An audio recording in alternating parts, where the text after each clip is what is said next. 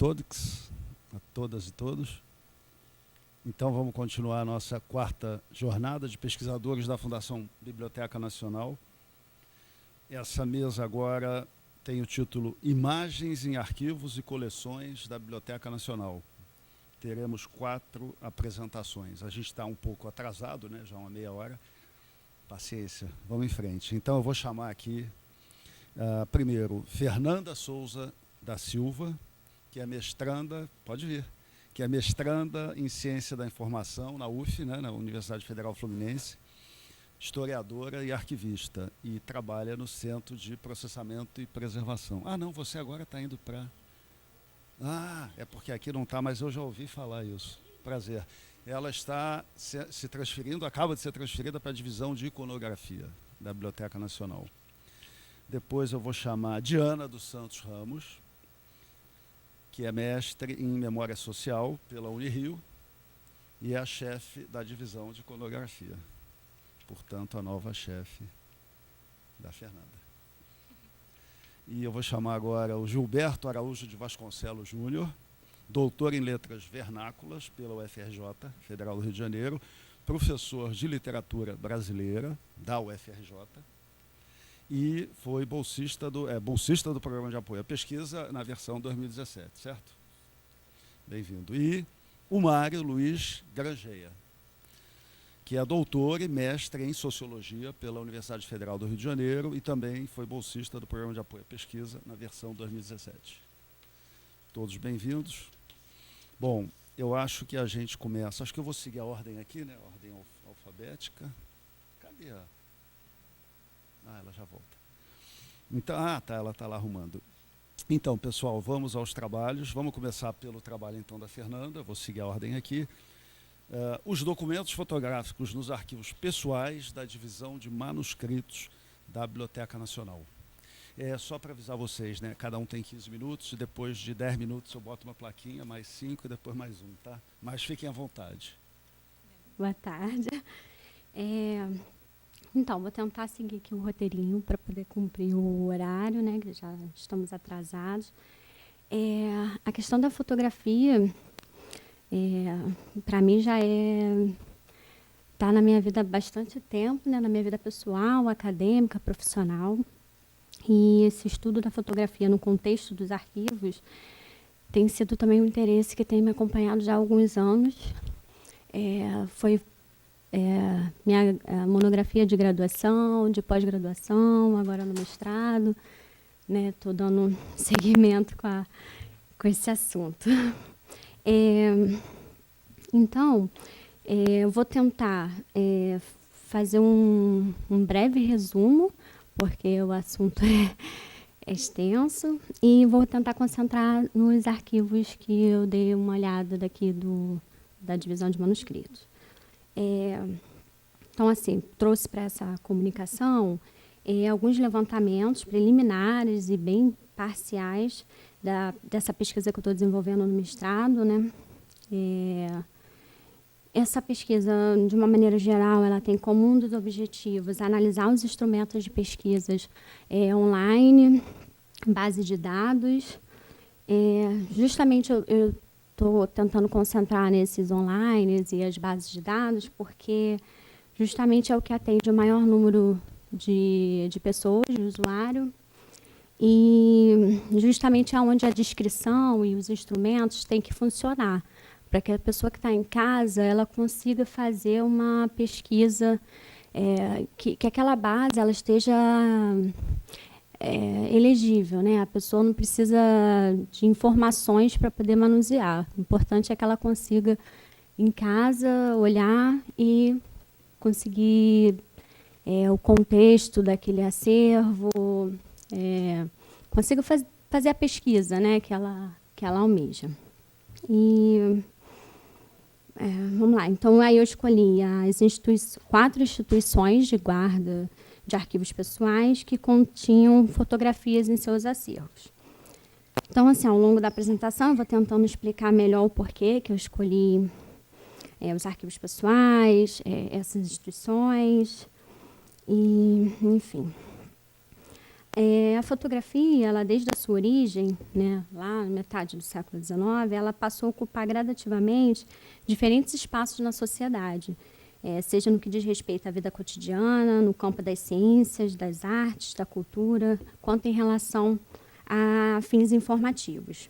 Então, de qualquer forma, o registro fotográfico ele faz parte da sociedade contemporânea e exerce, ao longo dos anos, um papel bem atuante na sociedade moderna, principalmente com a simplificação da técnica e redução de valores na aquisição dos retratos. Então, assim, as fotografias elas são consideradas, por alguns, né, teóricos, como registros sistemáticos de ação e informação, e assim elas foram se tornando mais comuns nos arquivos das instituições por volta do século XIX. No entanto, apesar delas estarem presentes há tanto tempo nos arquivos, demorou muito para realmente ter teóricos da área em que consideravam que essas fotografias eram documentos de arquivo. Normalmente elas são vistas como um anexo das cartas, são tratadas de forma mais como item de coleção, enfim.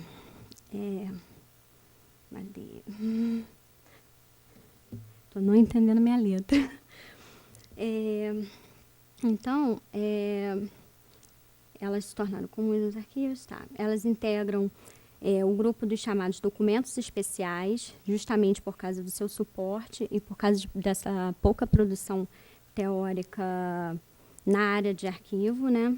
E elas são comumente aplicados métodos biblioteconômicos. Então, por isso que eu escolhi, entre as 4 instituições, uma Biblioteca Nacional.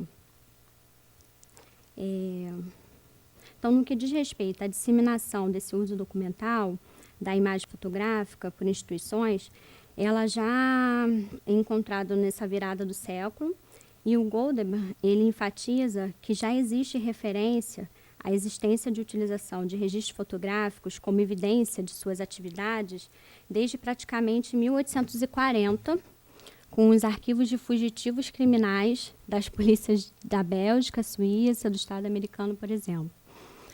Um outro ponto que norteia essa questão da fotografia, esse tratamento que ela recebe, é a questão da prática de conservação e preservação, que é de suma importância e inquestionável que a fotografia ela receba um tratamento diferenciado, ela seja acondicionada da melhor forma, em que se preserve, né, para que ela tenha essa manutenção e um acesso ao longo prazo.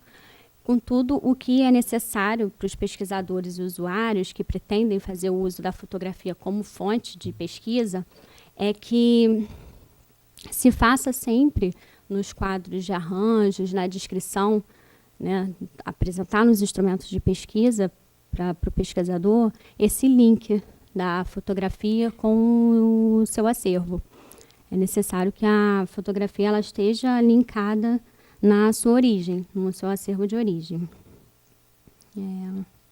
Então, o que é aqui? A Lobo, Brandão e Livisovsky, eles afirmam que muitos pesquisadores e usuários encontram dificuldade justamente porque tem essa dispersão de fontes, a ausência de instrumentos de pesquisas que informam a sua localização e esse reduzido número de estudos que tratam essa questão da fotografia. Eu optei pelos instrumentos de pesquisa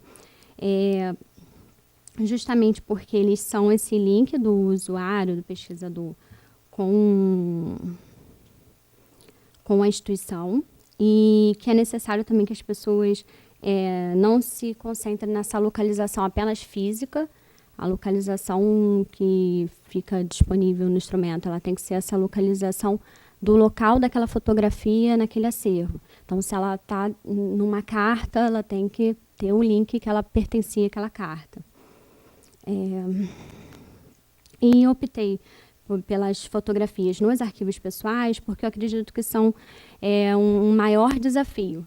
Porque se já nos arquivos de instituições e empresas já é difícil lidar com a fotografia, na questão das fotografias nos arquivos pessoais, elas são ainda mais problemáticas, porque elas não são produzidas por meio de instrumentos legais normativos, como são normalmente os arquivos de instituições e de empresas. Para essa pesquisa, eu utilizo a definição de arquivos pessoais apresentada pela autora Oliveira, que ela afirma que os arquivos pessoais são um conjunto de documentos produzidos ou recebidos e mantidos por uma pessoa física ao longo de sua vida e em decorrência de suas atividades e função social. Lembrando que esses documentos, em qualquer forma ou suporte, eles representam a vida de seu titular, suas redes de relacionamento pessoal ou de negócios, representam também o seu íntimo, suas obras, etc. São, obviamente, registros de seu papel na sociedade no sentido amplo. E as fotografias que estão nesse acervo vão seguir essa linha. Os instrumentos de pesquisas, eles têm como definição, né, eles são, em essência, obras de referência que identificam, resumem e localizam em diferentes graus e amplitudes os fundos, as séries documentais e as unidades documentais existentes em um arquivo. Antes de mostrar a pesquisa que eu fiz, que eu levantei, é só para falar que a descrição ela é de suma importância para manutenção desse contexto de produção desse produtor, né, desse arquivo, e que é necessário preservar e identificar a relação hierárquica entre os níveis de descrição dos documentos, até porque no caso das bibliotecas a descrição normalmente ela é feita por item, né, utiliza só a descrição física de conteúdo. E é isso. Aí, no caso, a BN, né? Por que eu escolhi a Biblioteca Nacional? Além de trabalhar aqui, né? Ela foi uma das instituições que eu escolhi porque, de fato, histórica e tradicionalmente, os arquivos pessoais eles eram tratados como coleções e ficavam sob a guarda das bibliotecas. E isso segue por muitos anos. E, além do fato da Biblioteca Nacional ela ser de grande relevância para a memória do país, ela tem um caráter de guarda, de preservação patrimonial e, enfim, possui arquivos pessoais muito notórios, né? Então, eu olhei esses dois arquivos, do Arthur Ramos e do Percival, para mostrar que a instituição está buscando manter está tentando, né, dar um tratamento mais eficaz para os arquivos. A gente tinha, normalmente o tratamento do arquivo ele era biblioteconômico, então ele era tratado como item. E aí agora eles estão buscando fazer, né, de forma mais coisa. Pode passar, senão vai dar tempo. Esse é o inventário do Arthur Ramos, pode passar. Aí é um exemplo que eu peguei, por exemplo, é uma carta do Arthur Ramos enviando fotografias tiradas durante as férias. E aí, quando a gente entra na base, a gente só consegue localizar a carta. A fotografia não está. Aí não há informação sobre ela. Então, assim, eu não sei se ela só não foi ainda digitalizada, se ela vai ser, ou enfim, o que acontece. Como não tem informação, você fica com aquela carta sem saber se... Pode voltar. Volta. Você fica com aquela carta sem saber se essa carta veio com... A fotografia veio junto, ou se separaram e vai ser tratada de forma individual, ou se simplesmente ela ainda vai entrar. Então, assim, é importante que essas informações tenham na base. Esse já é um caso que eles colocaram, que tem a carta e tem o anexo fotografia, e aí você consegue localizar os dois. Pode seguir. Senão não vai dar tempo. Esses são os casos que você tem as cartas, que fala que tem fotografia, mas você não encontra, só encontra as cartas. Aí vamos passar para o Arthur Neiva. Ou Percival, Percival.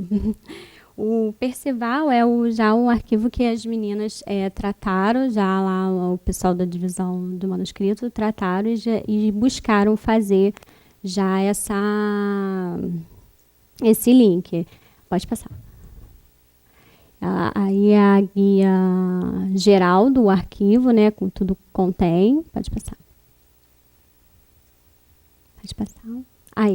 Aí elas fizeram aquela descrição de todo o acervo e aí fizeram nesses registros relacionados, aí elas colocaram as séries e que se você clica você consegue descer. Então você consegue fazer um link da fotografia exatamente onde ela pertence.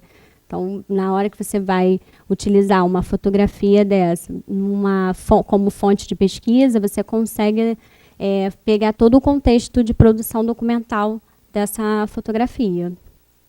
Aí eu só fui colocando os exemplos, que eu achei maravilhoso. Parabéns. E é isso.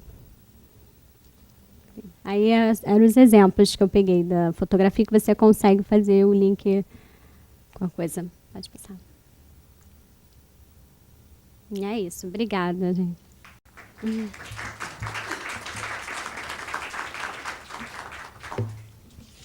Vamos lá. Então, obrigado, Fernanda. As perguntas no final, né? A gente junta tudo. Então, vamos em frente. Agora, o professor Gilberto, né?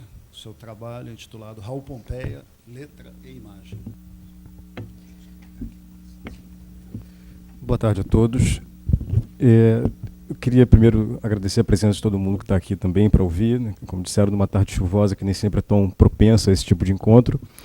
E eu quero dizer também que a minha relação com o Raul Pompeia já é um pouco antiga, um pouco obsessiva também, porque ele permeou meu mestrado de maneira central, doutorado de maneira lateral e tem pretensão também de alimentar alguma coisa do pós-doutorado.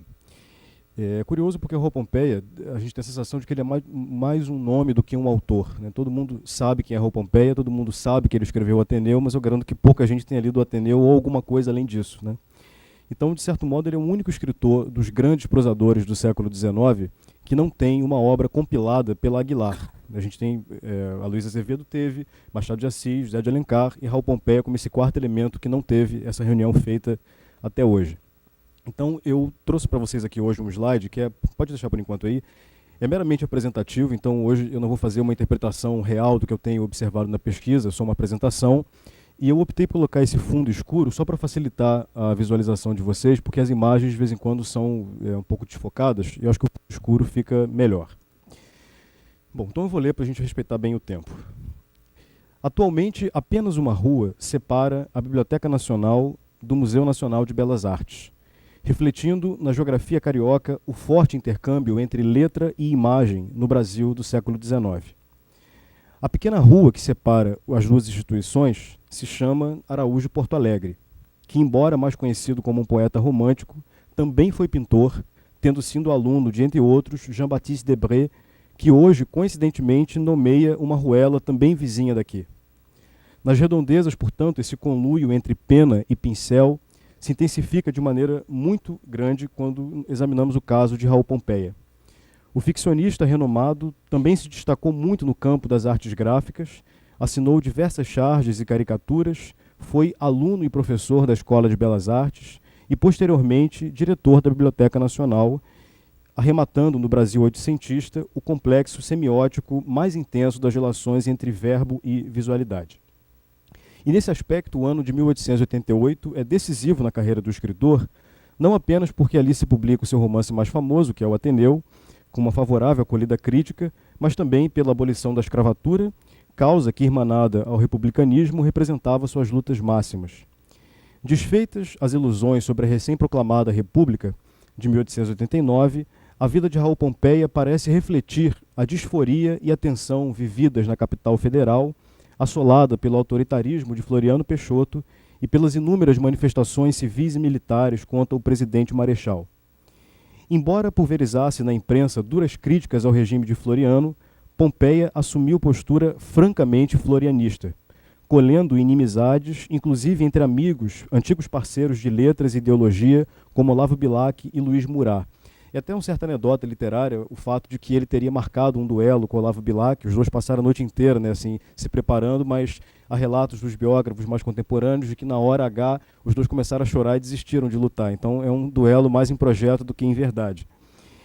Então é sob rumores de protegido do ditador que Raul Pompeia assume, em 1894, a direção da Biblioteca Nacional, onde permanece até 1895, após a deposição de Floriano por Prudente de Moraes, que também exonerou Raul Pompeia da função de professor de mitologia na vizinha Escola de Belas Artes.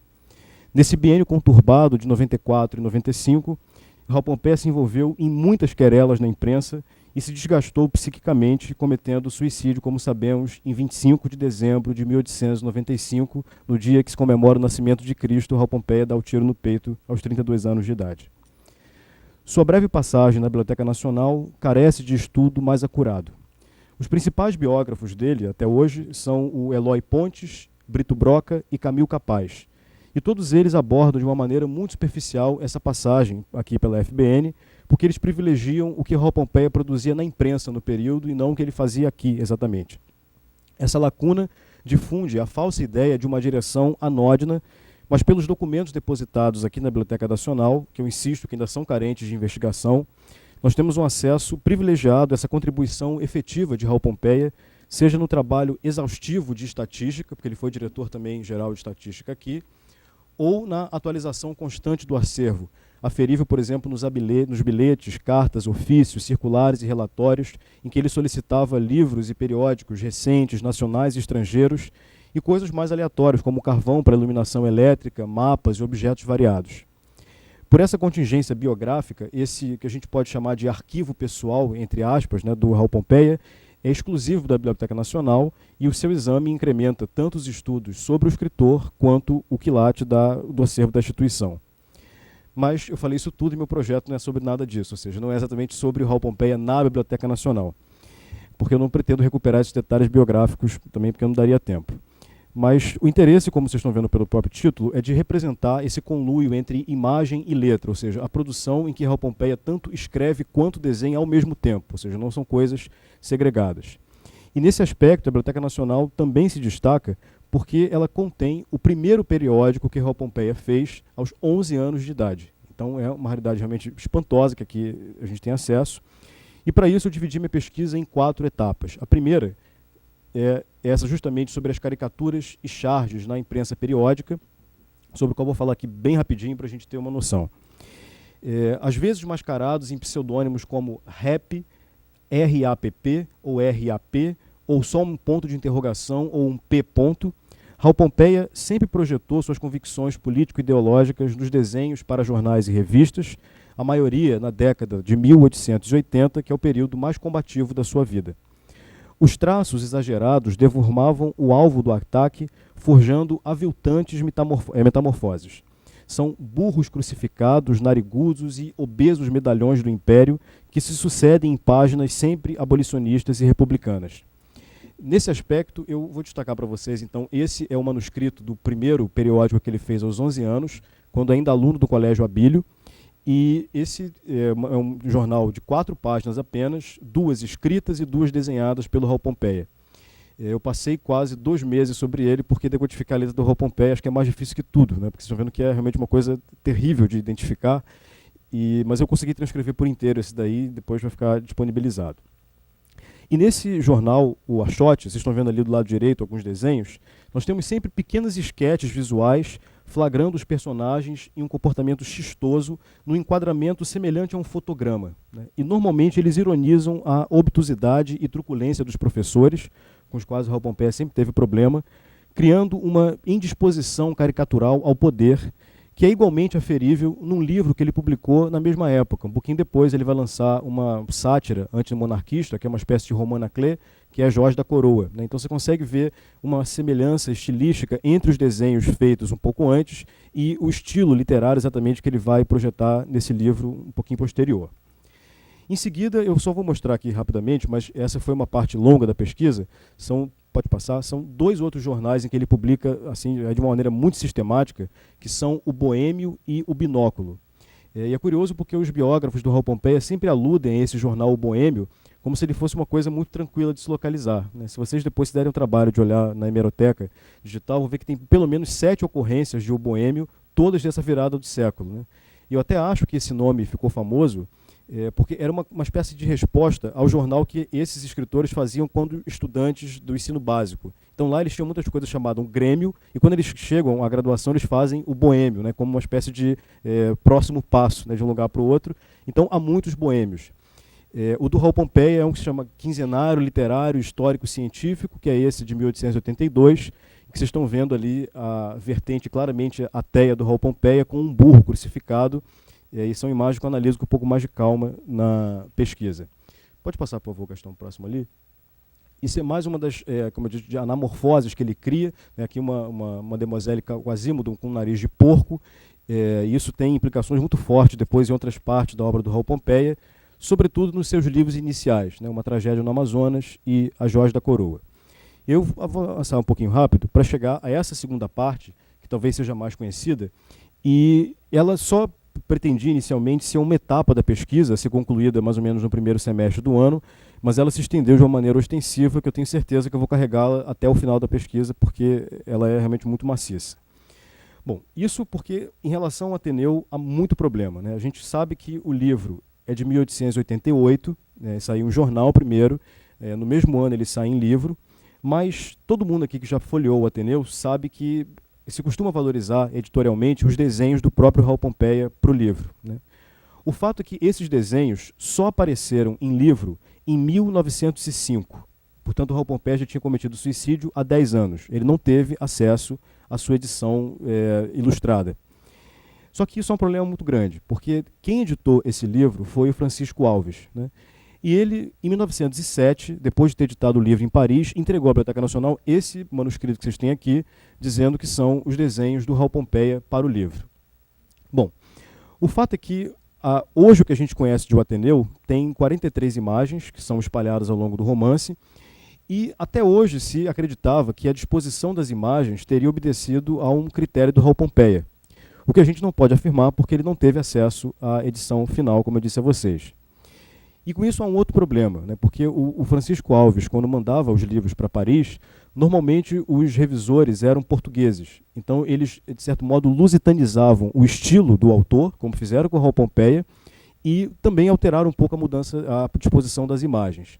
Só que a gente tem a sorte também, de aqui na Biblioteca Nacional, ter essa primeira edição em jornal do o Ateneu, com as anotações manuscritas do Raul Pompeia.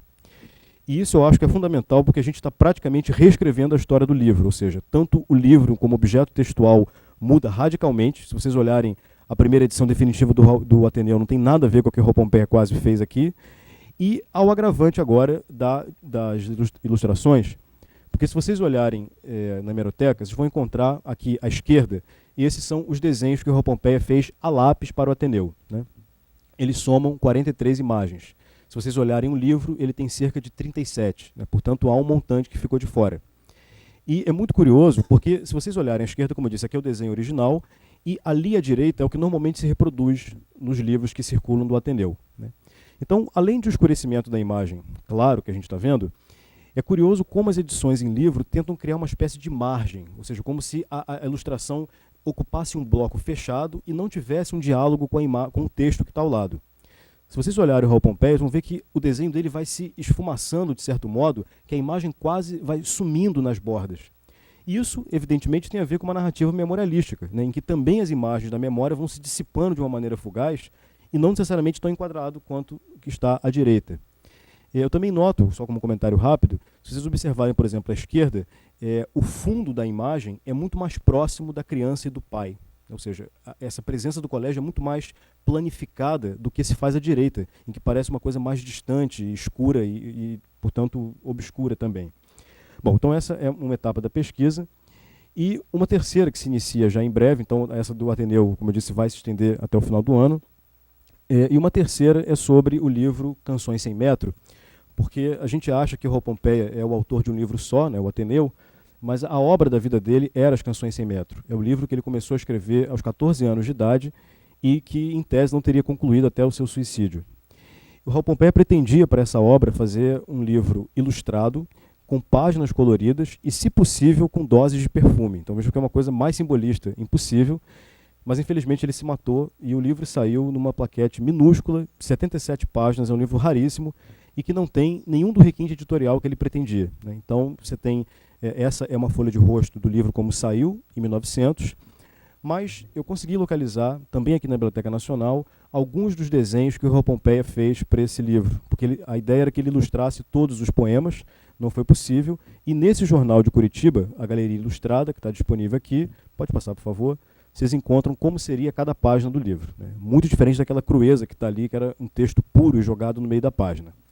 Eu não tenho tempo de comentar aqui, mas as Canções Sem Metro constituem a primeira amostragem de poema em prosa no Brasil, e a gente sabe que uma marca forte do poema em prosa é a sua relação com visualidade. Então, vocês estão vendo que até eles dividem a página numa posição quase de equanimidade, ou seja, uma coisa continua na outra, de tal modo que a relação entre letra e imagem se aprofunde. Bom, e por fim, essa é uma etapa que eu comecei a desenvolver neste mês, e que também vai agora para o final, que são as capas que o Rua Pompeia fez, e são inúmeras, eu consegui localizar algumas aqui, pode passar. Aqui do Lúcio de Mendonça, Vergastas, a próxima. Essa é uma capa que ele fez para o amigo dele, o Rodrigo Otávio, e aí eu queria exatamente analisar as mudanças estilísticas que eu acho que são muito gritantes, né? Vocês veem, por exemplo, que naquela anterior, você tem, uma coloração vermelha, um excesso de letras, uma informação muito excessiva, né, ali também na capa, e isso condiz com o projeto gráfico do livro, que é um livro essencialmente republicano, do Lúcio de Mendonça, forte, intenso e socialmente engajado, em oposição ao próximo livro, que é esse que está aí, que é justamente uma obra em que fala de uma certa retração do nacionalismo no Brasil. Então vejam que a faixa brasileira está até quase monocromática, de certo modo, e é uma capa quase minimalista, né? E, por fim, são mais algumas amostragens de capas que eu já localizei. Essa pode passar a próxima. E aqui na Biblioteca Nacional a gente também tem esses desenhos feitos a lápis em exemplar único que Rua Pompeia fez para o seu amigo Rodrigo Otávio, né, que vai constituir uma última parte do meu estudo. Então, de maneira geral, o que eu queria mostrar é que tanto em âmbito público, no sentido periódico, quanto em livro próprio, ou seja, o Ateneu e Canções Sem Metro, quanto em obras alheias, a gente tem no Rua Pompeia uma espécie de complexo inédito da relação entre letra e imagem, criando uma linhagem semiótica que é ímpar na literatura brasileira. Muito obrigado.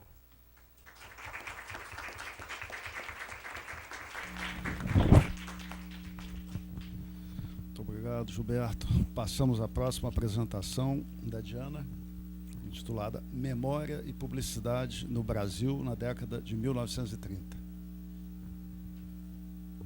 Bom, boa tarde a todos.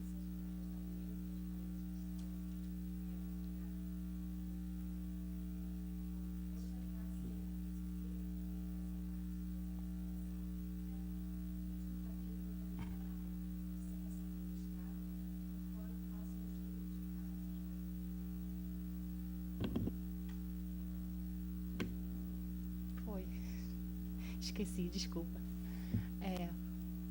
Gastão, você pode passar o próximo, por favor? O objeto de pesquisa da minha dissertação foram os anúncios vinculados no jornal O Globo, na década de 1930, né? O jornal O Globo tinha começado em 1925, era um jornal carioca, né? Ele tinha o formato básico dos periódicos do século XIX, que era um jornal de 8 páginas, só que o jornal antigamente ele era de uma efemeridade ainda maior do que o que é hoje, né? Hoje o nosso jornal é diário, o Globo chegou a ter, por exemplo, 8 edições no mesmo dia. O jornal era a principal forma de comunicação e de divulgação de informações, né? Então as edições diárias e a venda eram de um consumo muito imediato, né? O recorte temporal foi o Brasil na década de 30, porque é uma década muito chave na modernização do país, né? A gente acaba de sair da crise, acaba de entrar, na verdade, na crise após 1929. É uma sociedade que ainda não pode ser denominada uma sociedade de massa, né? E a gente está falando de anúncios vinculados num jornal, numa sociedade que não era totalmente letrada, e que a gente vai falar de recursos de imagens para forma de comunicação, né? A publicidade no jornal, como uma forma de produção de subjetividade.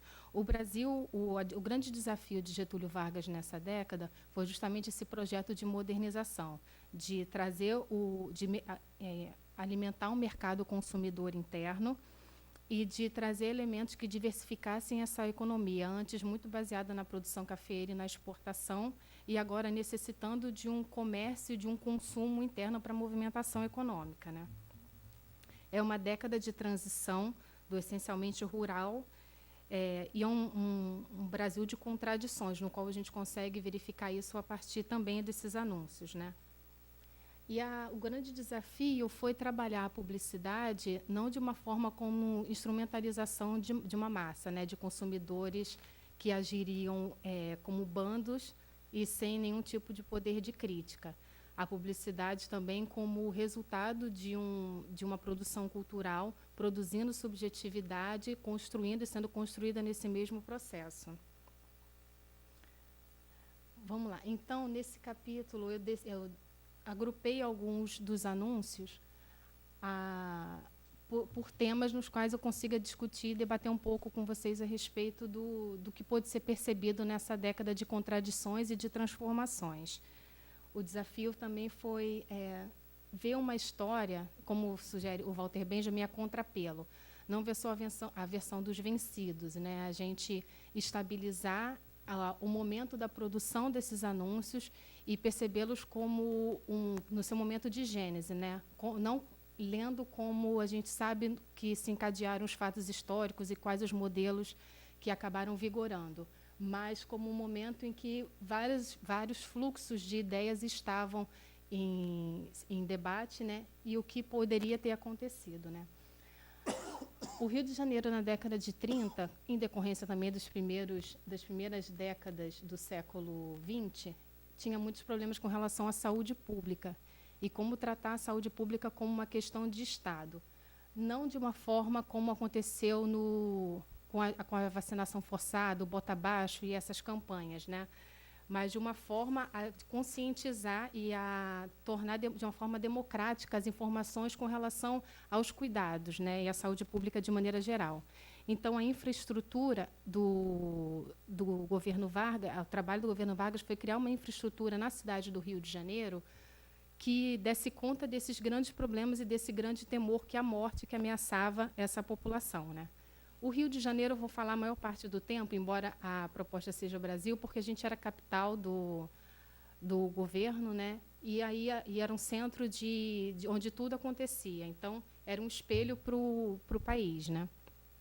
Então, a ideia de limpeza, de sanidade, as imagens elas refletem muito isso, traz ilustração de água corrente, de brilho, de claridade, de uso de metais em cozinhas e produtos de limpeza para profilaxia.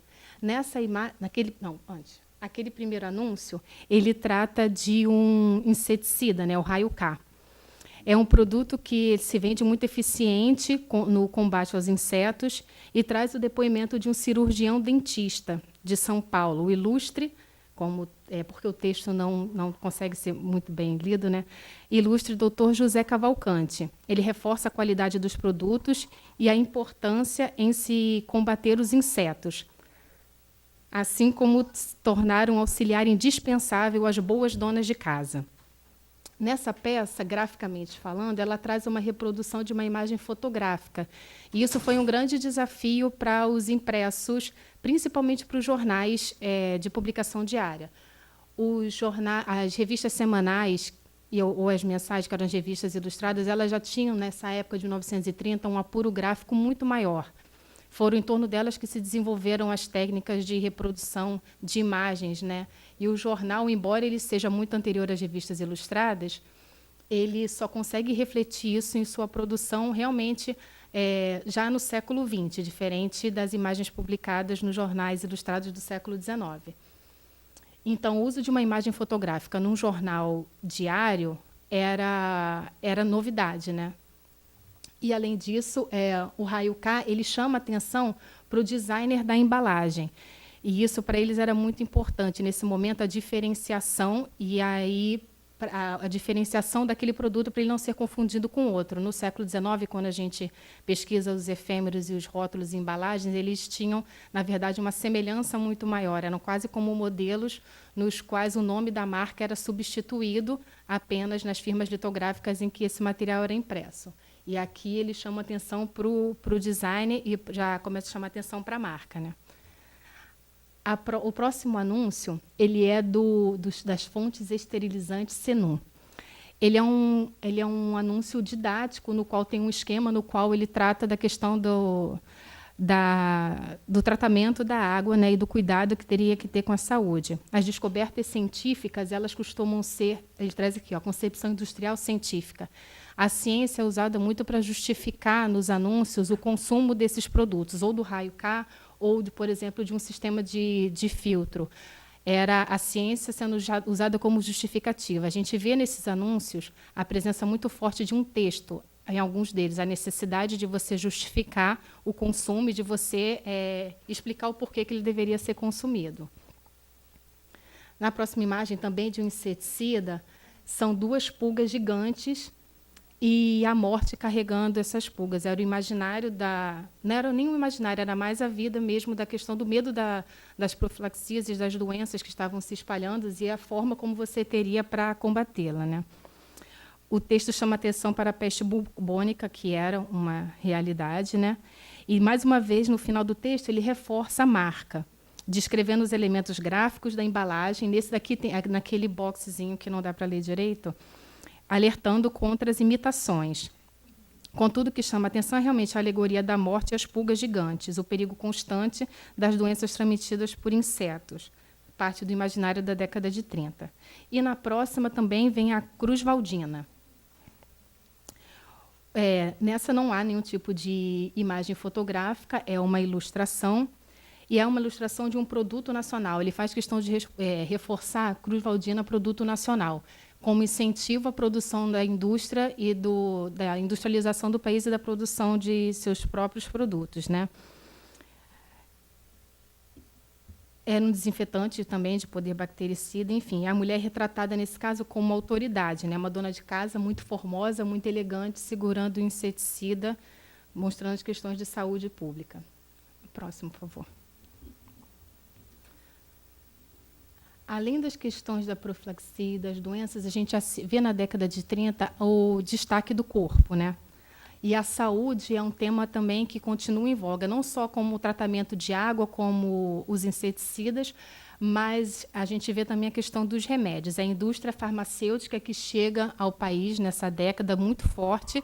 A Bayer já está aqui desde o início do século, na verdade, desde o fim do século XIX, mas a comercialização de produtos da indústria farmacêutica, ela convive durante a década de 30 com os produtos de medicamentos locais, da produção de ervas, né? Os remédios industrializados, eles são um indício da modernidade no tratamento dessas mazelas. Nesse anúncio da Vikelp, Meu Deus. O anúncio da Vikelp, ele é trabalhado por um laboratório brasileiro, também. E aí o corpo ele está em voga. A imagem dos corpos, e a imagem fotográfica, você começa a ver a saúde como tema. Eu vou passar um pouco mais rápido, porque, pelo visto, não vai dar tempo. Pode ir. Esse daqui são exemplos de propagandas da convivência da indústria farmacêutica com os elixir. O corpo não era visto de uma forma segmentada. Dor de cabeça, dor no estômago, eles serviam para basicamente tudo, para tratar todos os males de maneira geral. Aqui, o uso da ilustração também, de uma forma desenhada. O elixir de inhame e o taiutá de São João da Barra. Esse daqui, como produto, como anúncios de alimento, a gente tem a Quaker, que é uma indústria internacional, a reforço da marca, a questão ali na Barra, é que também não está dando para ver daqui, enfim. Tem a questão da indústria que estava produzindo, né? Tem o diálogo, que é um pouco didático, e ao lado tem um anúncio de leite com um versinho, que era muito típico do século XIX. Ele incentiva o consumo de leite como uma fonte de saúde, mas não é um anúncio, né? É uma questão mais até de propaganda, que é uma veiculação de ideias, no qual o consumo de leite também reforça a saúde, mas não tem marca, não é uma propaganda do governo, é só uma veiculação mesmo de ideia. O próximo. Aqui o Chopp Brahma ele está nos anúncios desde o século XIX. Então a gente tem propaganda do Chopp Brahma com mulher negra, quando é o chopp escuro, que sempre era uma retratação de uma negra gorda e forte, né? E aqui a gente tem o Chopp Brahma com 2 homens e o hipismo ilustrando a imagem, porque o esporte também foi muito reforçado, o esporte como prática de saúde durante a década de 30 e como uma possibilidade de você ter saúde, né? Ali o Selecta é uma gordura de coco, que hoje em dia a gente vê que está tão em moda, mas já esteve também há um tempo atrás. E ela traz a guerra, ela faz uma referência política à Guerra do Chaco, né? No qual Getúlio Vargas teve uma participação como um país que trouxe a paz entre as nações envolvidas. Então, é a política sendo trazida também para a publicidade. O próximo. E o sabonete também, a questão da higiene pessoal, ela é tema de diversas publicidades, né? O sabonete Jessie, assim como outras peças desse produto e marca, ele representa o corpo feminino, está voltado, além da saúde, para a questão de estética. A próxima. A Gillette ela tem um traço muito típico das publicidades do século XIX, em que tem um diálogo, ela se queixa com a amiga que o marido não a procura mais, que ele não está bem de saúde, ele recebe um conselho do Gillette para fazer a barba, e a recompensa para um tratamento estético dele de saúde é o amor, porque o final feliz é a esposa contente, né? A próxima. A modernização imperativa o governo Vargas, ele tem uma preocupação em modernizar. É um período que a gente assiste, a gente consegue perceber a aceleração dessa necessidade de modernização. Então, no anúncio da Chevrolet não tem uma imagem fotográfica, mas o carro anunciado tem ilustração de um avião sobrevoando. O avião ele é um elemento que traz a ideia de modernidade que está presente em muitos anúncios. Tem um desenho esquemático e a gente vê muito texto ainda explicando os anúncios, né? Próximo. Aqui, o Rio de Janeiro, que depois passou a ser muito comum nas ilustrações de propaganda e de maneira geral, a Goodyear, que a gente consegue observar trazendo essa silhueta do litoral. Antes a gente não conseguia achar em outros anúncios essa introdução do cenário do Rio de Janeiro como tema, né? E a Instantina, que é uma... Era só para me lembrar que 15 minutos tinha acabado, mas a gente finge que não viu. A Instantina é um medicamento da Bayer. Mais um minuto? Ai, que bom. A Instantina é um medicamento da Bayer, de uma grande indústria farmacêutica, e também traz o avião e o relógio de pulso como elementos da modernidade, simbolizando que a gente precisa tratar das questões com urgência, com rapidez, e a Instantina seria um medicamento que trabalharia isso, né? Próximo. Na modernidade, o óleo de peroba também não podia faltar.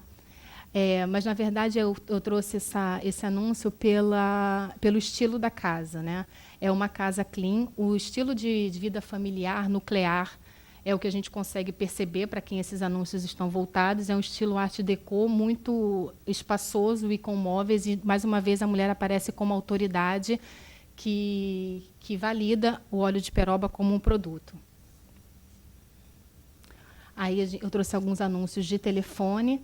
Aqui, o telefone como instrumento de trabalho, no qual os sócios conseguem se comunicar de várias cidades, e isso diminui o distanciamento. E, ao lado, um anúncio com apelo afetivo entre a neta e o avô. O próximo. Ainda uma propaganda da companhia telefônica. Aqui o que me chamou a atenção foi a representação de diversos elementos como usuários de telefone. Embora o telefone ainda fosse um instrumento muito caro, a gente vê criança e vê o negro, que era uma coisa que eu senti muita dificuldade de encontrar a representação do negro nas propagandas. Próximo. E aqui é a energia elétrica e o uso do rádio. É uma propaganda que traz o rádio, que foi também muito utilizado pelo Vargas na questão da propaganda política, mas o rádio como instrumento doméstico. O período da década de 30, com propagandas ligadas ao lazer, ao turismo, à hotelaria, aos cassinos, ela mostra também o tempo de lazer, que foi uma delimitação da política de Vargas para o mundo do trabalho, né? As férias anuais e o descanso semanal. Daí a gente consegue perceber também essa preocupação em fazer publicidade para que esse trabalhador tivesse opções nos seus períodos de lazer. Pode ir passando, por favor. Aqui são os cassinos de Copacabana, a vida cultural, Carmen Miranda.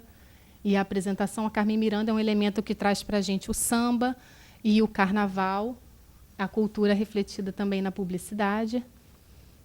A Loteria Federal traz simplesmente o carnaval como ilustração. Ali o carro, o comércio, a Columbia, ela traz como gravadora a propaganda dos discos publicados para os discos editados com samba e carnaval. E aqui essa imagem que está muito confusa e que é, enfim, uma grande confusão, é uma loja que fala, e na época ela foi publicada em fevereiro, né?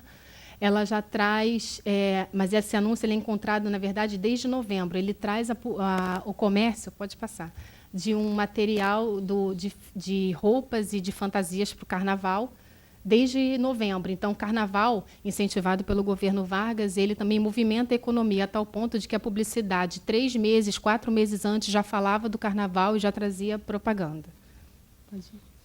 O futebol também foi um elemento trazido da cultura popular para o governo, e o futebol passa a ilustrar, nesse caso, saúde. Ele representa a saúde, representa a vivacidade, e você pode reparar que não é um branco que está ilustrando, não é um negro também, mas não é só o branco. O futebol, que começou como um esporte de elite, passou para as classes sociais menos abastadas e impôs a sua presença no governo Vargas, né? E, por fim, eu queria mostrar assim, a questão da mulher multifacetada, né? Porque a mulher ela é representada nessa publicidade de várias formas. Aqui, esse anúncio é muito engraçado porque a mulher acanhava-se por ser muito magra. Então, a gente vê um padrão físico, estético diferente da época de hoje, né? E que ela estava super feliz porque ela engordou 3 quilos. Na outra ilustração, e aqui e aqui é uma imagem fotográfica, a outra é uma imagem desenhada, né, do qual a mulher tem a silhueta e a sensualidade já à mostra. Próximo, por favor. Aqui é a mulher motorista. Eu achei isso muito interessante porque a mulher não era um elemento sexual agregado aos carros. A mulher era tratada como... Ela era a motorista, a propaganda era voltada para ela, né? O que mostra um público leitor feminino, já não era um caderno voltado para o público feminino, era um jornal de circulação livre, né? Para todos os públicos. E ali a mulher fumante, a piteira, estava fazendo milagres com relação ao consumo da nicotina, não tinha nenhum tipo de problema, e era uma questão de destaque. Aí a gente lembra das musas de Hollywood, né, e o consumo do cigarro e a forma de ilustrar isso. Aqui a mulher dona de casa, que foi o perfil que vigorou nas propagandas dos próximos anos. E no final da década de 30, a gente ainda vê o tipo de traço um pouco mais simples do sabão em pó, em que a mulher é retratada como uma gorda, dona de casa, enfim, de uma outra forma. E esse Passarios Americanos eu trouxe porque é um produto que eu achei muito interessante, que é o seguinte: se tratava de um produto para ser usado no interior da vagina para sustentação dos órgãos internos, e era uma forma de evitar filhos. E era num jornal aberto, no qual a propaganda era direcionada a todos, mas a mulher era uma mulher emancipada, que tinha o direito, sim, de evitar filhos, e a circulação desse jornal era livre, né? Enfim, eu queria, não sei se eu consegui passar nesse pouco tempo, essa ideia que eu queria de uma propaganda, uma publicidade, na verdade, né, muito ampla, uma publicidade que, se a gente analisar anúncio a anúncio, ele apresentava várias opções, né, vários fluxos de ideias, que alguns se perduraram por muitos tempos, outros foram interrompidos, mas, de qualquer maneira, a gente consegue apreender pela publicidade muito do imaginário da subjetividade da década de 30 e muito da política do Vargas, a convivência do moderno com o tradicional, do texto com a imagem, e que o texto vai perdendo espaço para a imagem, né? E até que a sociedade fica uma comunicação, e a publicidade ela dá o tom dessa publicação mais simples e mais direta. Queria agradecer a todos, né? Desculpa por ter passado do horário. E é isso. Obrigada. Obrigado, Diana. Desculpa. Vamos agora à fala do Mário. O título é Imigração no Brasil na Literatura Portuguesa do século XIX. Boa tarde a todos. É um prazer estar aqui. Como todo pesquisador, compartilhar os resultados da sua pesquisa faz parte e é talvez um momento mais gratificante assim de ver que está dando vazão, né, aquele trabalho que consome horas e horas. Então, aqui eu estou apresentando a etapa da pesquisa referente ao século XIX. Eu estou interessado em pesquisar como é que os escritores portugueses trabalharam a imigração para o Brasil em suas obras de ficção e não ficção. E, nesse caso, no corpus que eu selecionei de autores portugueses que trabalharam esse tema em seus romances e outros gêneros, a gente tem o Camilo Castelo Branco, o Francisco Gomes de Amorim, o Eça de Queiroz ali no final e o Ramalho Ortigão. Pode passar. A apresentação vai ser dividida dessa seguinte maneira. Eu, depois de introduzir e falar um pouco sobre a teoria e o método que eu usei, eu identifico quais foram as obras que eu mapeei no acervo da Biblioteca Nacional referentes à literatura portuguesa do século XIX-XX. E eu detalho um pouco de como é que a imigração portuguesa foi representada por esses escritores em suas obras. E ali já fica claro que eu trabalhei um termo mais neutro, que é migração, porque a rigor a gente teria que falar na ótica dos autores portugueses como emigração portuguesa, né? Enfim.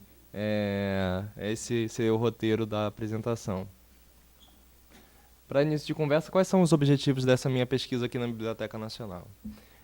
A minha ideia é analisar, como eu falei, as imagens da imigração no Brasil nessa literatura portuguesa de 1822 em diante. E, a partir daí, identificar o que mudou e o que continuou nessas representações da imigração. A gente levantou, então, duas questões que têm que ser respondidas a partir dessa pesquisa, que são como a imigração no Brasil é retratada na literatura portuguesa e quais são as causas, impactos e reações vinculados à imigração. Claro que a gente não pode deixar de acentuar que esse tema da imigração é tão importante no século XIX quanto é hoje em dia no século XXI, né? E aí eu achei muito gratificante assim, alguns dos achados da pesquisa, de verificar também um pouco entre as reações, né, à migração, verificar como é que a literatura também abordou um tema que pouca gente hoje em dia fala, que é a lusofobia. A gente fala em xenofobia de uma maneira muito genérica, mas que no século XIX e ainda no início do século XX era bem forte a lusofobia em cidades como Rio de Janeiro, Belém, enfim. Mas isso a gente fala mais adiante. Vamos retomar aqui. Falando da teoria e da metodologia, a gente... a minha abordagem é a partir do conceito de enquadramentos, né, que na sociologia é um conceito usado em diferentes ciências humanas, mas na sociologia começa com o Goffman falando como os quadros permitem localizar, perceber, identificar e rotular. Autores como Gambson e Modigliani, Bamford e Snow, eles trataram esses enquadramentos como ideias e princípios que organizam as experiências e orientações. Só um parênteses. Quando a gente fala em cultura, cultura é um termo muito genérico, um conceito muito amplo, polissêmico e difícil de você mobilizar em termos de estudo científico. Então, já desde a virada cultural, a gente tem uma série de conceitos como esse de enquadramento, como repertório, como valores, fronteiras simbólicas, tudo isso que são muito úteis para a gente chegar ao âmago das nossas questões, assim. E aí eu identifiquei que enquadramento é o conceito da sociologia cultural com o qual eu mais me afino, assim. E outra definição seria de enquadramentos como organizadores de pensamento, assim. Eu vou chegar nessa o último conceito ali de padrões persistentes de cognição, interpretação e apreensão, seleção, ênfase e exclusão. Em suma, quando eu falo em identificar os enquadramentos ou as imagens da imigração na literatura portuguesa, eu estou tentando identificar quais são essas ideias-chaves que orientam essas visões e interpretações do mundo, né? E uma vez que elas codificam expectativas dos autores. Então, vamos na metodologia. O ponto de partida foi uma pesquisa no acervo da Fundação Biblioteca Nacional via o sistema Sofia, e a partir dali eu identifiquei 22 obras de ficção e não ficção. Como é que, para chegar nesse resultado inicial, eu fiz todo um estudo de quais eram os autores portugueses que vieram para o Brasil, né, que, portanto, teriam essa familiaridade para abordar esse tema. E identifiquei também autores chaves da literatura portuguesa que, em estudos mais produzidos em Portugal do que no Brasil, se citou que o tema da imigração no Brasil transparecia nas obras deles, né? E aí, no acervo da biblioteca, eu fui atrás dos livros que esses autores produziram e, então, dentro desses livros, fazer uma triagem preliminar que me fez excluir 8 desses 22 livros inicialmente, né? Uma vez que essas abordagens eram mais superficiais, insuficientes assim, para a minha discussão. Fiz uma inclusão de 2 obras que não constavam no acervo da biblioteca, e depois eu vou doar no final da pesquisa para cá. E para finalizar assim, a metodologia, eu fiz uma pesquisa complementando sobre... analisei alguns textos sobre o contexto, né, da imigração portuguesa no Brasil, e fiz uma análise de alguns textos de ficção e não ficção afins à minha amostra principal. Então, as obras identificadas no século XIX, aqueles autores que eu falei no início da apresentação, Camilo Castelo Branco, que é um autor de centenas de romances e novelas, eu localizei Os Brilhantes do Brasileiro. Também teria um outro título que no próprio título fala em brasileiro, que é a Brasileira de Pranzins, mas acaba que era muito secundária a menção aos retornados, assim. Tem que fazer uma ressalva de que quando a gente fala em brasileiro, no contexto português da época, eram os portugueses que tinham vindo para o Brasil e que retornavam ao seu país de origem, assim. Então, Os Brilhantes do Brasileiro não era alguém nascido no Brasil, mas sim um português que para cá viera, e aí daí o porquê de eu trabalhar esse livro.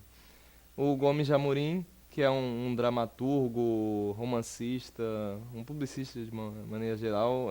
Esses 2 primeiros títulos, Ódio de Raça e As Legiões Sociais, são peças teatrais, e As Duas Fiandeiras é um romance muito interessante. Depois, o Ramalho Ortigão e o Eça de Queiroz, eles foram parceiros num projeto chamado As Farpas, que eram as primeiras crônicas políticas e sociais na imprensa portuguesa, já nas últimas décadas do século XIX, e chamavam As Farpas, e era todo mês eles publicavam esse volume. E aí eram textos mesmo de não ficção, comentários sobre as questões, né, da sociedade portuguesa da época. E aí os textos, né, de autoria do Ramalho Ortigão foram publicados nos 10 volumes de As Farpas, e o Eça de Queiroz, os 2 volumes de Uma Campanha Alegre. ainda, já no século XX, eu localizei 8 autores. Em cima desses autores, eu fiz um estudo do que constava aqui no acervo da Biblioteca Nacional. E eu identifiquei essas obras, né? Memórias do Capitão, A Selva, Imigrantes, A Criação do Mundo. O Traço de União é um texto do Miguel Torga que não consta aqui no acervo, mas é bem interessante e fala, justamente, o subtítulo fala de questões, né, portuguesas e brasileiras. E esse texto do Vitorino Nemésio, Ode ao Rio, ABC do Rio de Janeiro. Passando ali, só para finalizar, porque o principal ainda está por vir. O Eduardo Lourenço, Ruth Escobar, Roberto Leal e Leonel Xavier são os autores mais da segunda metade do século XX e que a gente também vai explorar assim, a maneira como eles abordaram, como eles enquadraram a imigração no Brasil, né? A Ruth Escobar e o Roberto Leal são mais famosos aqui pra gente, né? E aí eu quero também ver como é que eles retrataram a imigração nesses livros de memórias. Aquele Memórias do Capitão também é um livro desse gênero. Vamos passar então agora, propriamente dito, para a análise de como a imigração portuguesa é tratada por cada autor. Nos Brilhantes do Brasileiro, a gente tem esse trecho ali que eu destaquei. Sem eu nada lhe perguntar, me disse que deixara Portugal para sempre, por causa de sérios desgostos que lhe dera a mulher. Ouvi-o em silêncio e tive pena do homem que me pareceu consternado, posto que nédio e pouco azado para mover a piedade.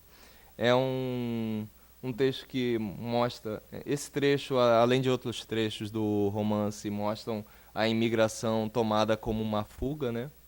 E aí eu faço uma identificação em cada uma dessas imagens da migração, como em cima das causas, impactos e as ações, assim, e as reações, perdão. Vamos passar para o Gomes de Amorim, que é um autor pouco conhecido entre nós e com uma produção interessantíssima. Ele sim foi imigrante no Brasil. O Gomes de Amorim, ele é nascido no norte de Portugal e veio morar na Amazônia, seguindo os passos do irmão. E ele, lá em Belém, acabou sendo empregado por patrões portugueses, sofreu maus tratos e fugiu, foi parar na Amazônia. Ele tem uma biografia muito interessante, o Gomes de Amorim. E aí ele tem essa impressão mais vívida, né, do que foi a migração no Brasil.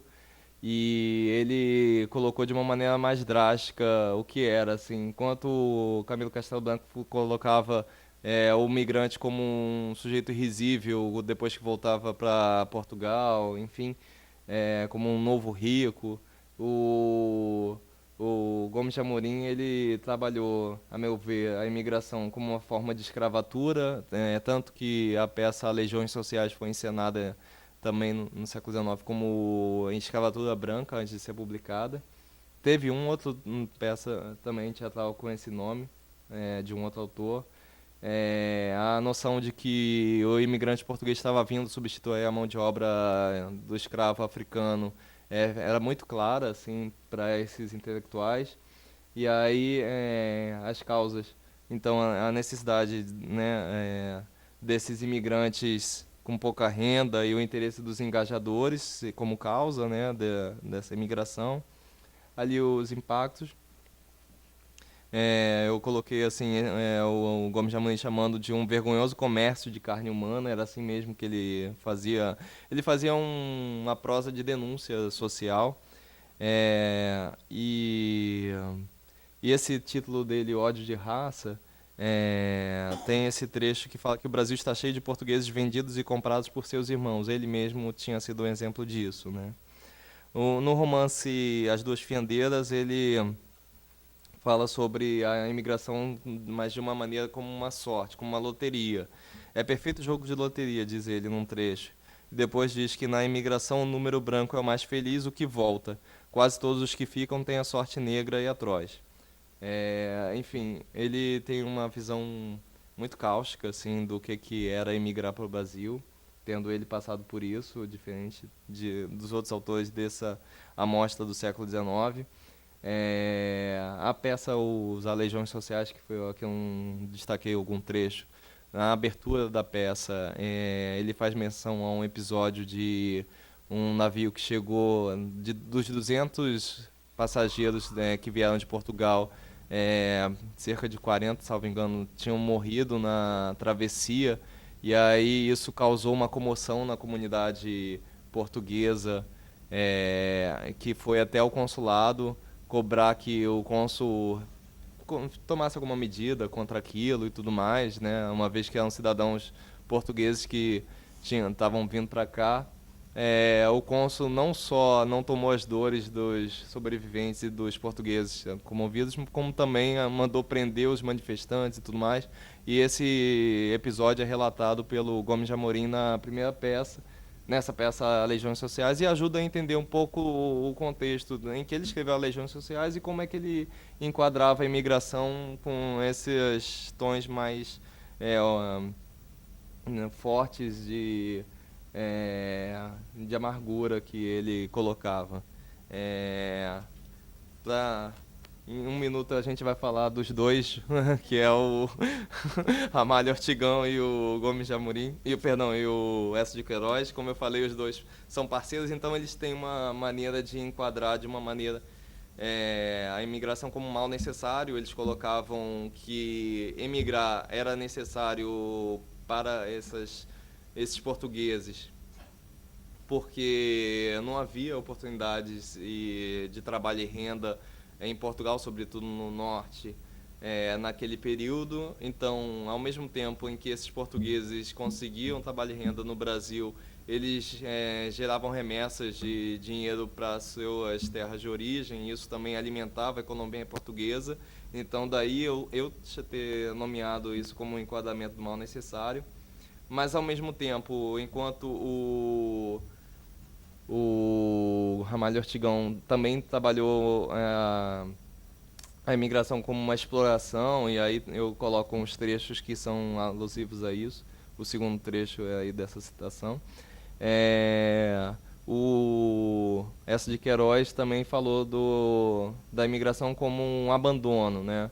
E aí esse abandono, uma vez que quando voltava uma pessoa que já não estava com, digamos, com uma população economicamente ativa, já voltava sem aquela contribuição a dar para Portugal, enfim.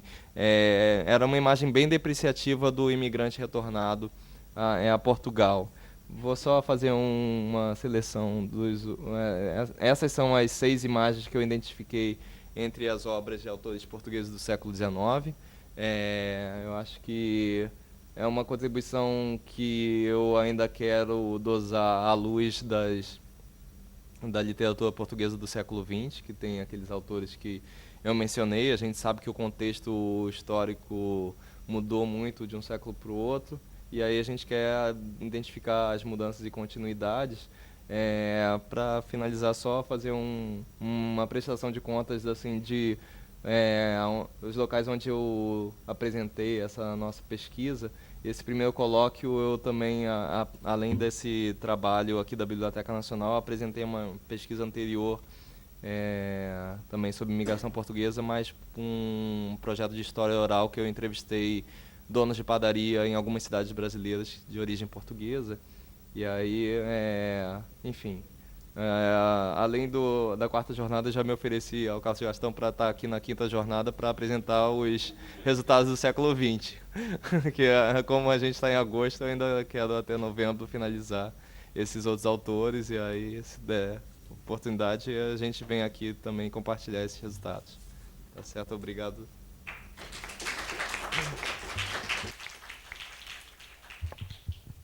Muito obrigado, Mário. Eu acho que a sessão foi bastante proveitosa, né?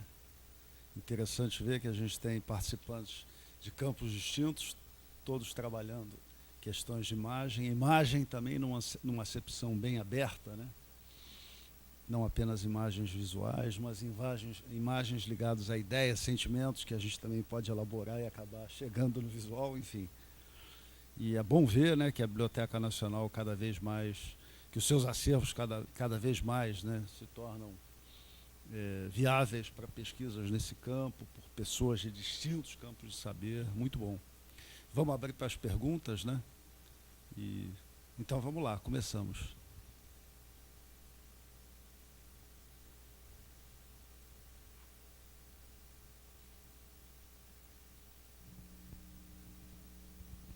Eu tenho uma pergunta para o Gilberto e para o Mário, nada contra o trabalho das meninas, mas a minha área mais da literatura e eu não saberia perguntar para vocês algo mais específico. Gilberto, você falou da imagem propriamente dita, dos desenhos, caricatura, ilustrações, ilustração com texto, né? Mas como que a imagem também aparece no texto do Raul Pompeia, que é muito associado aos irmãos Goncourt, que também tem uma certa descritividade particular, né, dentro do texto. E, Mário, você está trabalhando com textos de ficção, enfim, de literatura e não ficcionais, né, entrevistas e... não é isso? Crônicas.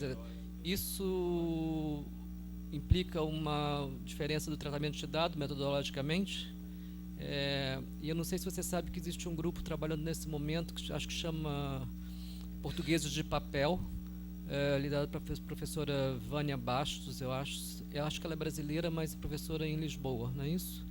E ano passado teve um colóquio na Casa de Rui, e semana que vem eu acho que tem um colóquio nos Estados Unidos. Eles vão fazer um dicionário, acho que talvez o caminho inverso, são como os portugueses são retratados na ficção brasileira. Eu acho que o projeto é esse. Talvez te interesse. Eu não sei se a gente junta mais alguma pergunta, acho que seria o ideal, né? Porque como a gente já está avançado na hora, né, em relação à previsão original, que tal se alguém mais dirigisse perguntas também, aí todos... Tá, então vamos lá. Então,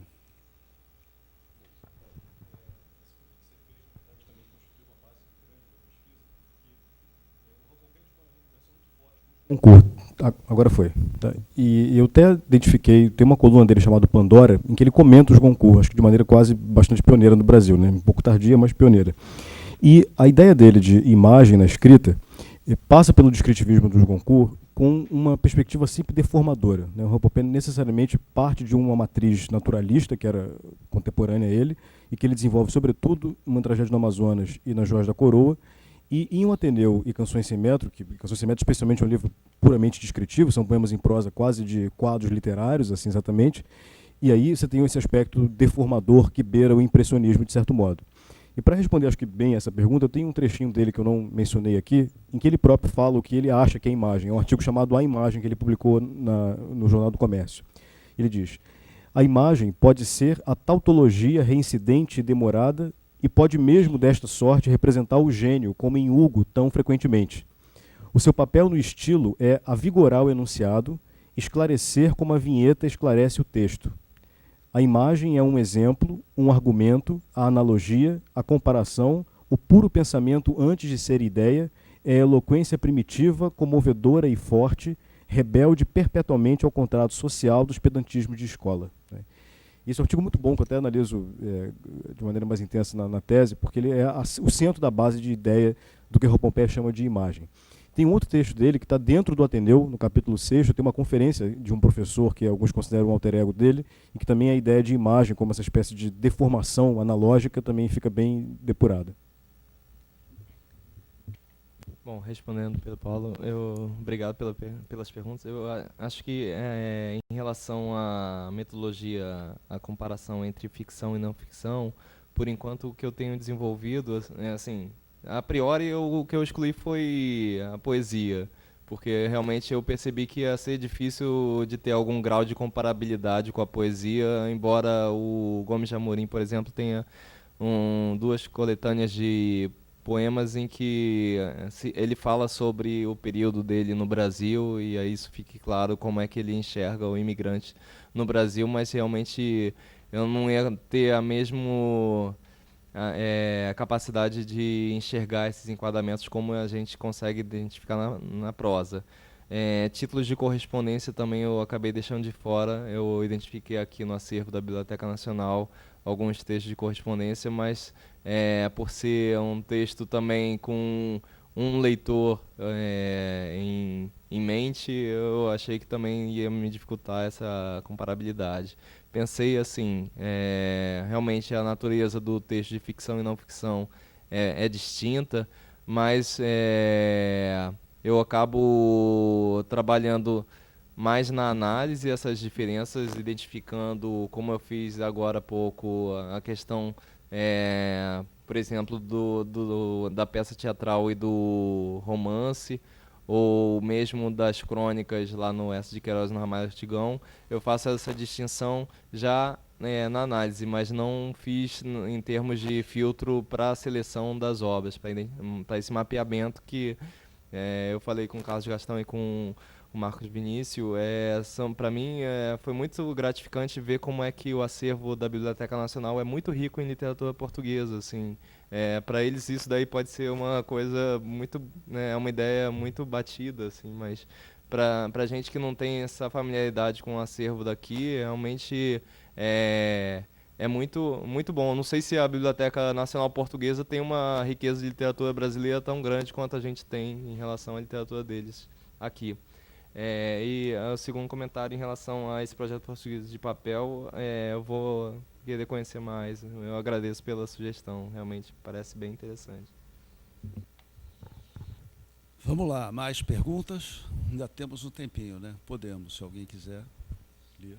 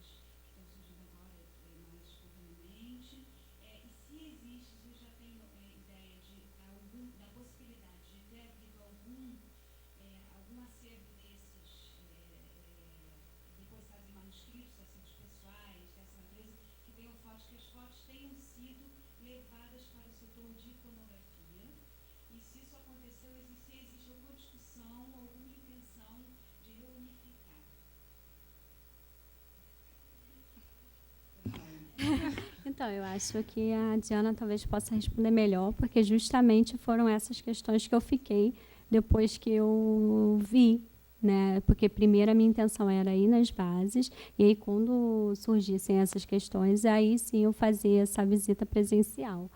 E como eu acabei também descobrindo essas questões, eu ia inclusive ir nos setores para tentar sanar essas dúvidas também. Bom, eu vou responder pontualmente sobre o Mário Pedrosa e depois tentar ser muito breve para falar sobre essas questões mais gerais. Tem acervo do Mário Pedrosa fotográfico lá na divisão de iconografia, e esse material tem um instrumento físico de pesquisa que foi o resultado de um projeto da Petrobras, que patrocinou um projeto de pesquisa e fez esse instrumento. O material está tratado, está acondicionado, só que ele ainda não está disponível nas bases de pesquisa, que dirá fazendo essa comunicação com o acervo manuscrito. Então, falando agora de uma maneira mais geral, a gente aqui na casa tem uma certa dificuldade em priorizar ou o suporte ou a tipologia.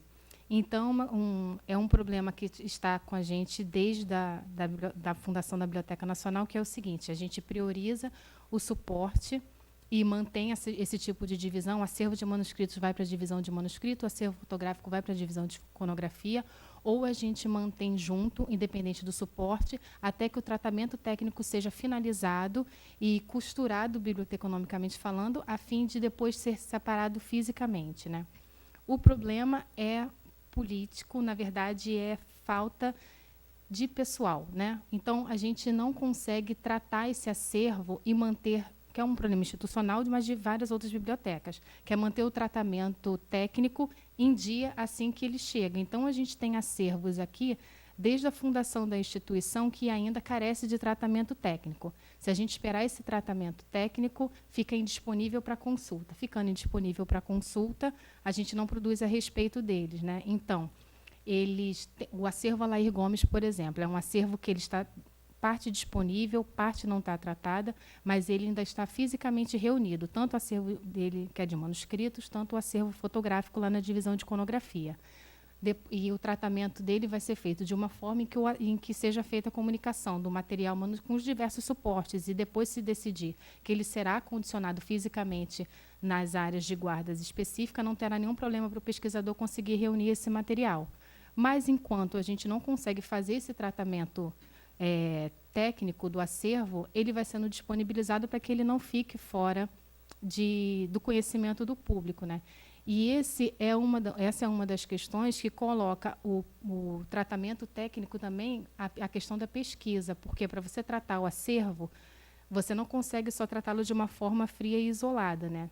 A gente precisa pesquisar e precisa produzir a respeito disso, né? Criando os instrumentos de pesquisa ou entendendo que acervo é esse para poder dar um tratamento mínimo inteligível ou dar acesso com as palavras-chave corretas, senão ele também não é encontrável, né? Então, a gente acaba funcionando muito como meio de campo entre o acervo que não está tratado e o pesquisador. Quando a gente consegue conhecer esse acervo e está, por sorte, no atendimento naquela hora que o pesquisador precisa desse material não catalogado, a gente faz esse meio de campo. Quando a gente não consegue fazer esse meio de campo, esse material fica à espera de que, em algum momento, ele seja tratado e disponibilizado de uma forma mais democrática. Mas a ideia sempre é estabelecer o maior número de laços possíveis entre o acervo e disponibilizar.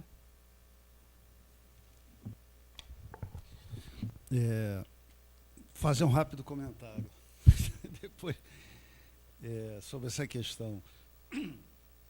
Primeiro, a questão do Mário Pedrosa, né? Só para deixar claro que esse projeto da Petrobras, a que a Diana se referiu, isso vem de uma iniciativa da família, né? São aquelas doações em que a coisa, quando chega a negociação com a biblioteca, já está tudo resolvido. Então, a família teve a iniciativa, arrumou os recursos, bolou um projeto, tratou de uma maneira que considerava ideal o acervo, e quando ofereceu a BN, que não poderia recusar, né? Tinha em parte uma solução, em parte um problema também, mas isso acaba se resolvendo.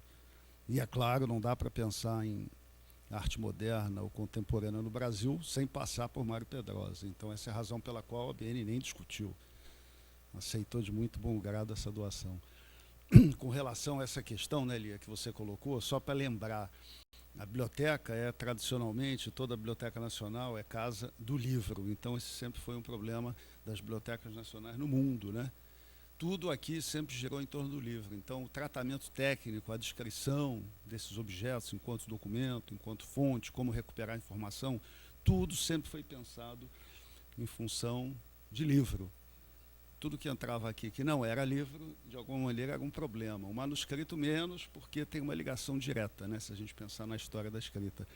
Mas a imagem sempre foi aquela coisa que era uma ilustração de alguma coisa, uma coisa secundária. Por exemplo, a imprensa ilustrada, né, que foi tratada aqui hoje. Era comum no século XIX, na segunda metade do XIX, quando floresce a imprensa ilustrada, que já vinha da primeira metade, a produção de suplementos, né? Então, o jornal ilustrado, que já tinha ilustração nas páginas, produzia um suplemento, como se fosse hoje um pôster, um cartaz. Então, assim, o jornal ia para a seção do que seria hoje publicações periódicas. Esse suplemento ia para a seção de estampas, que é hoje a iconografia, uma coisa maluca. Então, hoje você quer juntar as partes de uma mesma coisa e pena. E esse pensamento curatorial, né, essa ideia, quando se recebia um fundo, essa ideia não era como hoje, né? A gente evolui, a gente muda. Então, se pensava muito no suporte de cada coisa, no artefato. Não, tal coisa é aqui, tal coisa é ali. Hoje, na biblioteca, eu acho que eu posso dizer, a gente já pensa diferente. A gente está preocupado em manter a integridade, pelo menos nas bases de dados, mesmo que fisicamente as partes de um fundo se elas não estiverem fisicamente juntos, por uma questão de privilegiar questões de preservação, através de uma pesquisa na base, o pesquisador vai conseguir ter a unidade, como você mostrou aqui, né, o manuscrito e a foto, que nesse caso já estão juntos. E, então, só para concluir, então essa é uma questão, é um problema que vai além da biblioteca, é um problema que vem de muito tempo, né, como resolver essas questões, mas eu acho que a biblioteca sempre teve antenado nesse problema. E só para a gente lembrar, talvez Paul Otlet, que foi um pacifista, mas também um documentalista, que na primeira metade do século XX pensou nas ideias do que é hoje a internet, ele pensou em fazer também um museu da fotografia documental e como tratar isso tudo. E ele pensava todas as formas de documento, né, numa coisa única. E o diretor da biblioteca à época, que se chamava Manuel Cícero Peregrino da Silva, que também foi reitor da FRJ, ele estava ligadíssimo no Otlet, né, e ele aplicou alguma dessas coisas aqui, enfim. Depois dele veio gente como a Lígia Cunha, que teve antenadíssima no que rolava aqui no campo da imagem, nos meados do século XX, né, muita gente não sabe, mas a gente teve um diretor aqui que ajudou a fundar o MAN, teve um grande pintor, Ivan Serpa, que foi restaurador aqui, a dona Lígia deu curso na Galeria do Ibeu, enfim. Então a biblioteca já vinha desde meados do século XX, quando esse campo avança, né? Vamos lembrar que a fotografia como documento começa a ser praticada pelos antropólogos nos Estados Unidos, a Nova História na França considera isso como uma fonte documental, enfim. É dos meados da primeira metade para os meados do século XX que isso começa a florescer, e a questão do tratamento de imagem mesmo nos Estados Unidos, na França, só começa nos anos 1970, 80, e a biblioteca entra nessa onda de saída, acompanha isso tudo junto. Então, acho que a gente, com todos os problemas que a gente tem, que toda a biblioteca nacional do mundo tem, se alguma não tem, que diga, mas todas têm, eu posso dizer, eu acho que a gente está caminhando muito bem. Esses são problemas universais, né, e que vocês, pesquisadores, estão aqui justamente para nos ajudar a colocar tudo isso em questão e correr atrás das soluções. Esse é o nosso papel. Alguém teria mais uma pergunta para encerrar?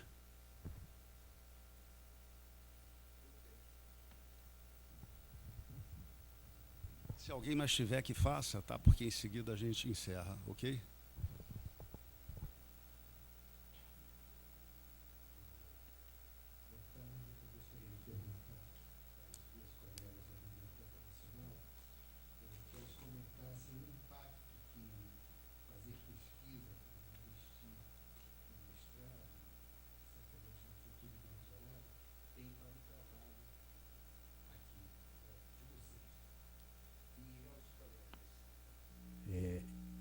Do PNAP, eu gostaria que vocês também refletissem, comentassem que tipo de produto a pesquisa de vocês oferece à biblioteca.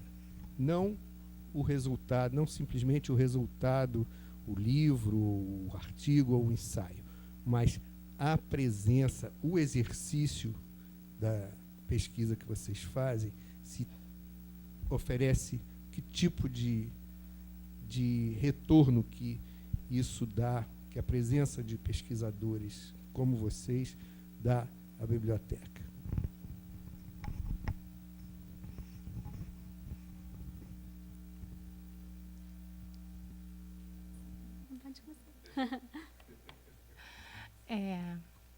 Em primeiro lugar, eu acabei já até comentando um pouco antes, né? A gente, como área de guarda e área de tratamento técnico, porque esse acervo especial, fotografia, gravura, desenho, estampas, que ficam na divisão de iconografia, não é um acervo tratado pelo Centro de Processamento Técnico da Casa, que é o CPP, né? Centro de Preservação e Processamento, que trata dos livros, né? Então, esse material ele é tratado tecnicamente na área de guarda. E não tem como você tratar uma estampa, um suplemento do século XIX, sem realizar uma pesquisa a respeito. Então, cada peça, cada obra demanda uma pesquisa, né?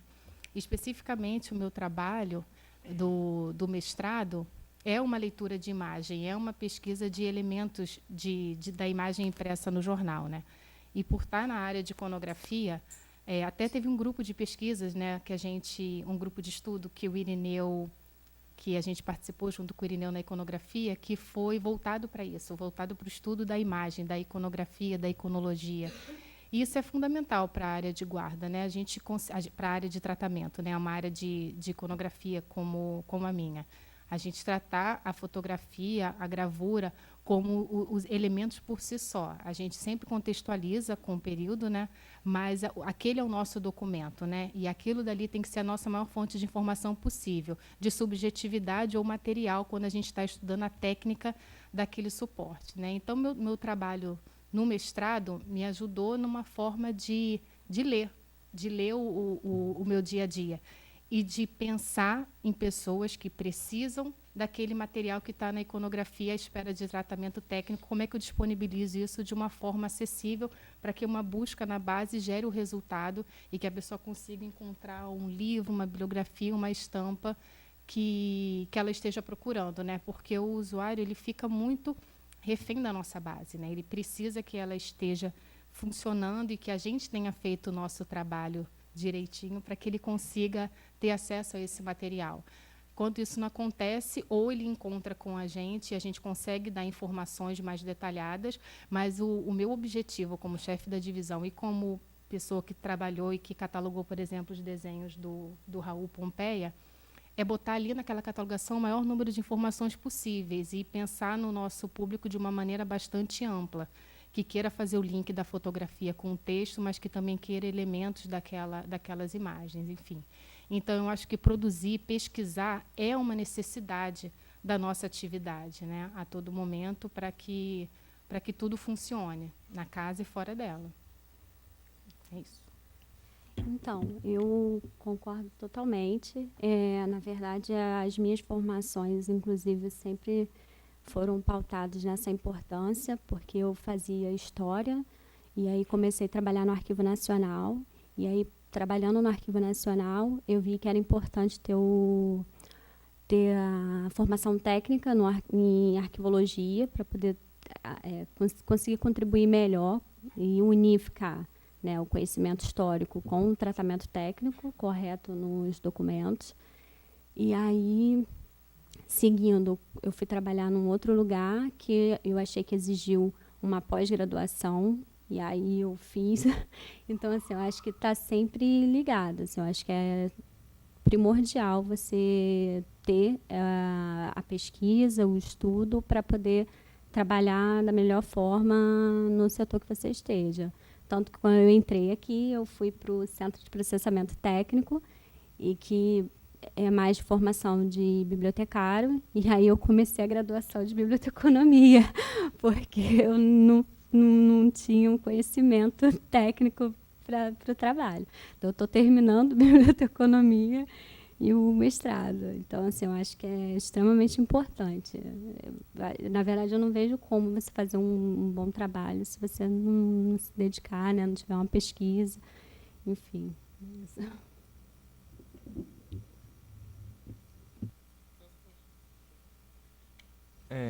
Bom, obrigado pela pergunta, porque me permite falar coisas que o tempo já não... Em relação a... Eu vou começar a resposta. Eu sei que a pergunta tem um viés menos pessoal, mas eu acho que fica difícil dissociar a minha biografia um pouco na hora de responder algo como essa colocação. O meu lugar da fala, né, para usar uma expressão da moda, de alguém que eu sou carioca, e a Biblioteca Nacional para mim sempre foi mais do que só uma paisagem. Eu vim aqui ainda adolescente, meu pai me apresentou aqui, fez consultar jornais da época que eu nasci para conhecer como é que era a sociedade e tal, e aquilo me encantou de uma maneira que, quando eu tinha a oportunidade de, na escola, que era aqui no centro também, de fazer pesquisa de história, eu vim até aqui para ver jornais dos anos 60, ver trabalho sobre parlamentarismo no Brasil, nos anos 61 a 63. Eu vim até aqui a Biblioteca Nacional, ia lá ver aqueles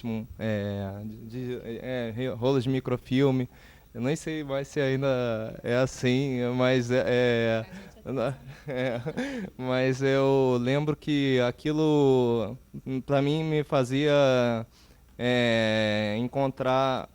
fazer uma volta ao passado, assim, com uma facilidade em que isso me encantava muito, né? Então, alguém que passou pela biblioteca assim como usuário em momentos diferentes da sua vida escolar e agora está aqui para apresentar um trabalho já com um grau de escolaridade maior, que reflete a riqueza do acervo da Biblioteca Nacional, para mim é um momento muito gratificante, assim, por isso que eu me ofereço para vir ano que vem também. Mas é porque, assim, eu acho que, agora respondendo objetivamente a pergunta, eu acho que, de um lado, a nossa contribuição maior como pesquisador, assim, não sei se o Gilberto vai concordar, um lado, ser um pouco vitrine, né, dessa riqueza, desse acervo, assim, uma vez que a gente vai explorando, no meu caso lá, o acervo de obras gerais, mas eu vejo as outras pesquisas e eu sei que eu posso falar pelos colegas do programa, tem esse lado realmente de poder compartilhar os achados que a gente encontra não só no mapeamento, né, de obras, mas a partir desse mapeamento. E aí eu acho que isso realmente, para mim, não tem igual, assim. Eu acho que você poder colocar, difundir o conhecimento a partir de uma instituição que você já admirava de longa data, e agora fazer parte, por mais que seja só uma temporada, já realmente não tem preço. E agora o Gilberto complementa. Bom, pois então, eu também vou falar de uma trajetória minimamente pessoal. O Raul Pompeia é de uma cidade pequena de Angra dos Reis, chamada Jacuecanga. É uma cidade que se orgulha de ter só um óleo, uma tela sobre óleo desbotada dele, não tem nada mais. Eu já fui lá mais de 3 ou 4 vezes e não tem nenhum resquício.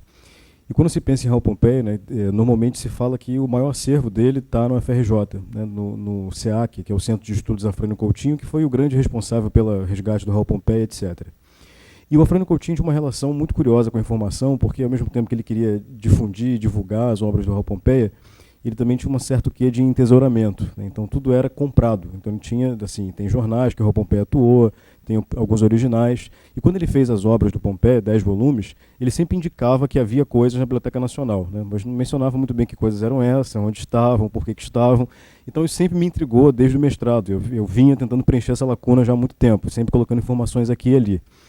E eu acho que, pelo que eu demonstrei aqui minimamente, não só é indispensável para a obra do Raul Pompeia a Biblioteca Nacional, porque há coisas absolutamente exclusivas aqui, como também é capaz de reescrever a história do próprio Raul Pompeia no cenário do cânone brasileiro, né? Porque, como eu disse, a sua obra-chave, pelo menos para muitos, que é o Ateneu, pode ser absolutamente reconfigurada a partir do que se vê aqui. Então, existe esse lado de vitrine também, né? E só para dar um exemplo concreto disso, o Pedro Paulo mencionou aqui o Português de Papel, que é um projeto de que eu participo também, e eu vou apresentar, vai ter um evento também, acho que em outubro, quase o resquício dessa pesquisa aqui lá, ou seja, como os portugueses aparecem nesse acervo da Biblioteca Nacional. Então já é o primeiro efeito assim, imediato do que isso pode acontecer. Então acho que, como eu disse, não só reconfigura a posição do Raul Pompeia, como coloca uma posição de proeminência para a Biblioteca Nacional, né, porque é indispensável, a partir de agora, eu acho, para estudar o autor. Vamos encerrar, então? Bom, queria agradecer a Fernanda, Gilberto, Diane e Mário. Agradecer a presença de vocês, aos que... Não sei, está sendo transmitido na web? Está sendo gravado, tá, então. Agradecer aos que verão no futuro. Obrigado, pessoal. E lembrando que amanhã, né, a gente recomeça às 9h30 da manhã, né, meia hora mais cedo. A quarta jornada continua amanhã, ok?